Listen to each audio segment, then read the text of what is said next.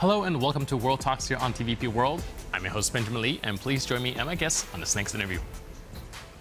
Ukraine's war effort is entering a more difficult phase as Kyiv faces mounting pressure both on the battlefield and from Western backers demanding tougher economic reforms. President Volodymyr Zelenskyy is now urgently appealing to Washington for more Patriot missiles amid escalating Russian strikes, while Ukraine simultaneously roll out a new strategy aimed at crippling Russian logistics deep behind the front. Joining us today on TVP World to unpack the military, political, and financial pressures shaping Ukraine's next phase is Mark McNamee, a co-founder of Ukraine Business News Network, a veteran analyst covering Ukraine's economy, defense sector, and geopolitical landscape. Hello, sir, and welcome to TVP World. Hello, thanks for having me. So to kick things off, you can give us a little bit of backdrop. How serious right now when it comes to Ukraine's current air defense shortage, and why is Kyiv sounding the alarm at this moment? Because it is critical, and this is the critical gap, and this has been identified now for years in terms of the reliance on U.S. long-range ballistic missile defense. Ukraine has made remarkable strides across all sorts of categories of defense equipment, offensive and defensive military equipment, in terms of domestic production and finding European sources for things, joint ventures with European firms and U.S. firms.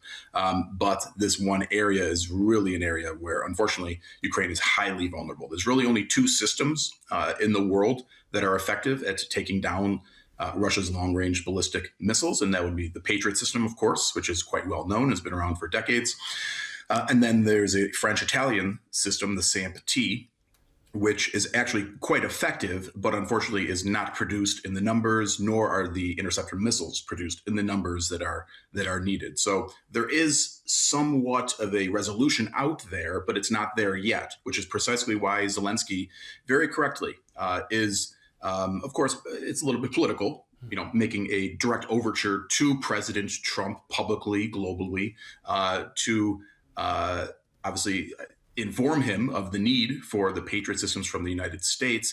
And then, of course, it puts a little bit of a political burden or even a moral burden on Trump personally if he were not to provide this missile defense. And then, of course, we watch more civilians get killed. I mean, we have documented now over 15,000 innocent civilians far from the front lines have been killed so far since 2022, hundreds and hundreds of children. And those numbers, by the way, in 2026, since this year, have accelerated quite rapidly.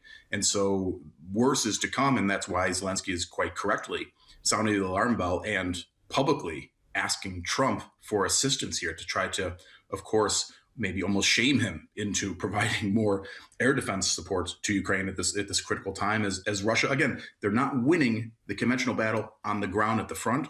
So this is how they compensate, by more deadly attacks in the rear, beyond the front, on innocent civilians and terrorize the population.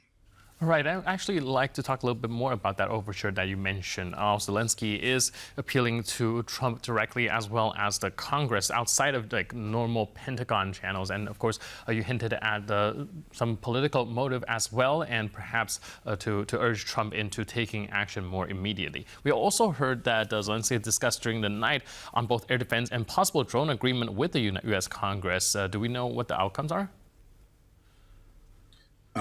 The outcomes of, I'm sorry, maybe I missed it, the outcomes of Zelenskyy and Trump's conversation about? As well as, because we do have some report that Zelenskyy has discussed during the night, overnight, with the topic on air defense, as well as possible drone agreement with the United States. Of course, a lot of information is still perhaps under the wraps, but do we have any information on that as well? Right. Okay. Yeah. And maybe I didn't see just the latest in the last few hours here, but this drone agreement has been in discussion now for close to a year.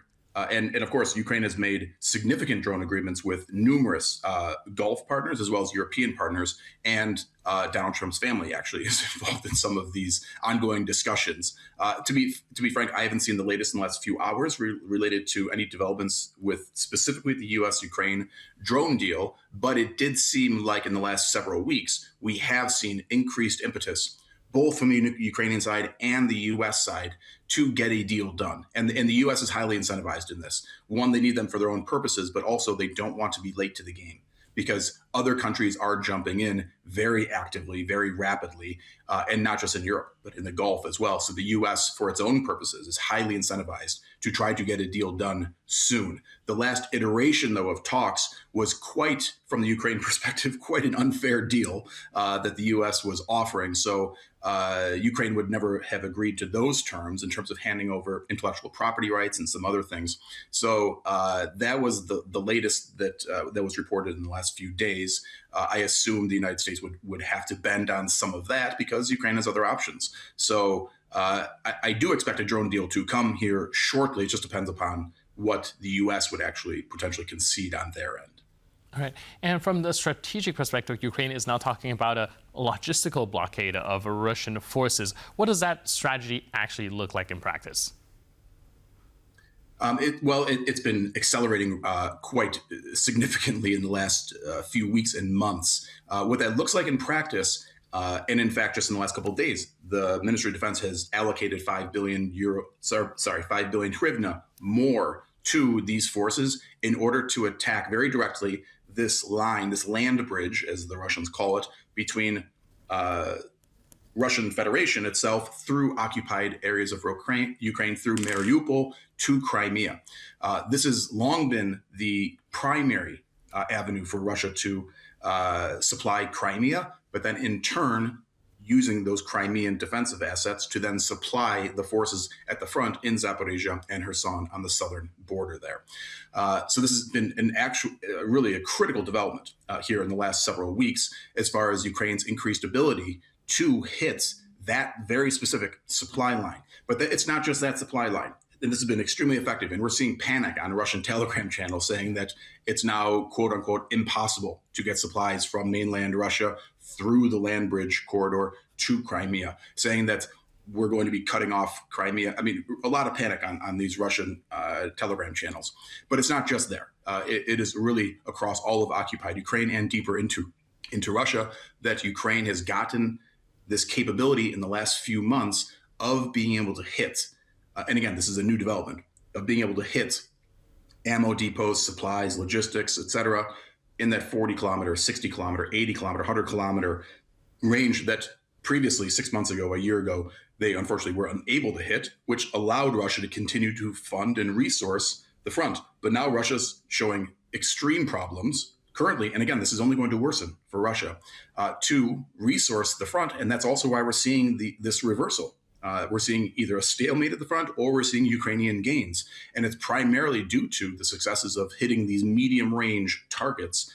And now the latest development is quite literally in the last couple of weeks here, and just in this month, is hitting that land bridge. So putting pressure on Crimea is a massive problem for Russia. And if that does accelerate, which I expect it to, that creates not only a military and resource problem, that creates a political problem for Putin.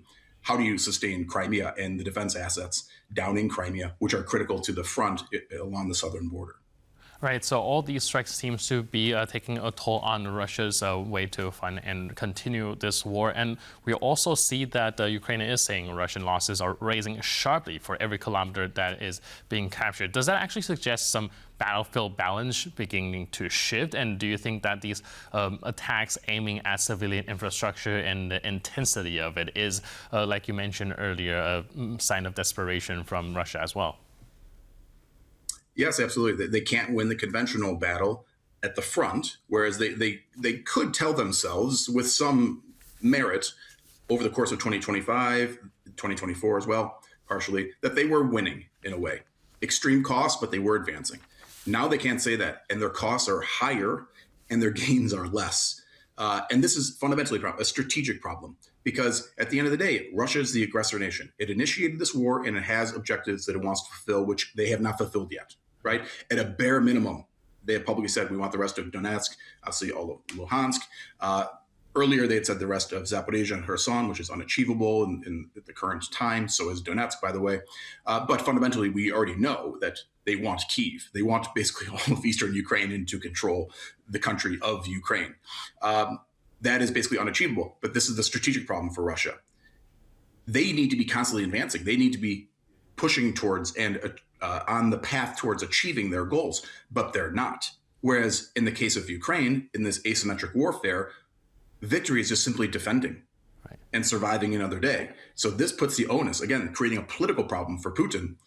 We are strategically losing the war from the Russian perspective. So how do you keep going? And how do you keep marshaling the resources, all resources, financial, economic, military, defense resources within the country when you're strategically, frankly, losing the war because you're being contained? And that's what all Ukraine has to do. It's just neutralize this Russian threat, just simply contain this threat while Russia sends increasing amounts of resources for no particularly good reason, because there are no benefits that you're actually achieving. So this is really strategically, not just tactically on the battlefield, but strategically how Ukraine can shift things in this war and then really start to fundamentally win. And to your question again, just very briefly, it is important to note, since Russia's losing on the battlefield there, that's why it's getting more dangerous within Ukraine itself, these deep strikes, but then also now there's potential threats coming from Belarus, it seems. Putin is highly incentivized to expand this war, exact greater costs for Ukrainians, of course, but for Europeans as well. So attacking port infrastructure in the south, of course, all the hybrid warfare that we've seen pick up over the last year and a half now. Those things are all going to continue to expand as long as Putin isn't winning in the conventional war at the front in eastern Ukraine. All right, now really quick, we have a little bit of time, but I do want to touch on Ursula von der Leyen saying that, well, the coming weeks could bring, quote, decisive steps in Ukraine's EU accession process. How does that realistically look like? Realistically, in June, there's the gathering there's an EU meeting, which they'll be discussing very concretely Ukraine and Moldova's EU path. And then 2 to 3 days later, there's a meeting in Brussels to cement that. So we will see. We will know literally in a matter of weeks, because this has been long discussed and they've been waiting for this upcoming meeting in order to decide what will happen. In the general expectation, they will accelerate in some key aspects to the EU and maybe on a different path, a more rapid path than even for Moldova. But the signs are looking positive as we're moving into this, that we're moving in a relatively faster direction for EU's accession than where we were, say, a year ago. Right, so definitely we'll have to see whether or not Ukraine will get another boost when it comes to its EU aspirations as well, because there's still the IMF problem kind of circling around it. But in the meantime, thank you so much for your input and insight. Really appreciate it, and thanks for being with us on TVP World. My pleasure. Thanks for having me. And thank you for tuning into this edition of World Talks. But for more news, update, and commentary, please stay tuned to TVP World.